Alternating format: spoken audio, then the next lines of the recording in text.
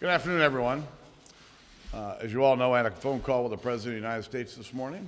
I will say it was a pleasant conversation, although I have to say I was disappointed that the President refuses to negotiate. When it comes to the issue of funding our government, the House has passed four bills to fund our government and provide fairness to the American people under Obamacare. Each of those four bills was rejected by the United States Senate. Under the Constitution and our system of government, we asked that they sit down and have a conversation with us about funding the government, keeping it open, and providing fairness to the American people under Obamacare. They refused to do it. Now, over the last 30 years, dozens of times, there have been negotiations over funding our government. All of those negotiations over the last 30 years have resulted in significant policy changes. And I would remind you that the President of the United States and I sat down in the spring of 2011 to negotiate a funding bill for the government from March all the way through September. During that negotiation, there were all kinds of policy considerations.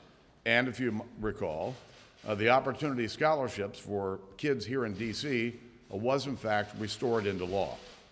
So the President's position that listen, we're not going to sit down and talk to you until you surrender is just not sustainable. It's not our system of government. When it comes to the debt limit, I agree with the President. We should pay our bills. I didn't come here to shut down the government. I certainly didn't come here to default on our debt.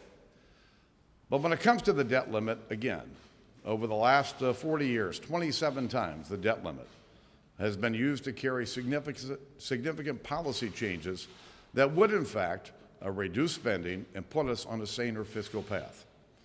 President Reagan sat down with Tip O'Neill in the 1980s. President Bush in 1990 went out to Andrews Air Force Base and got into a long debate and negotiation with Democrats here in Congress. Bill Clinton went through this 3 times in the 1990s. President Obama and I sat down in 2011 and had a serious negotiation. And while the President today suggested that I walked away from the deal, I would have to remind him that I was in the Oval Office along with the Majority Leader, Eric Cantor, when we in fact had an agreement that 2 days later the President walked away from. But there was, in fact, another negotiation in 2011 that resulted in really the largest deficit reduction bill that we've seen here in the last 30 years. But in 2010, when Democrats controlled the Congress and President Obama was in the White House, what happened was a group of moderate Democrats in the House wouldn't agree to raise the debt limit without a negotiation. So there was a negotiation then amongst Democrats over raising the debt ceiling. The long and short of it is there's going to be a negotiation here. We can't raise the debt ceiling without doing something about what's driving us to borrow more money and to live beyond our means.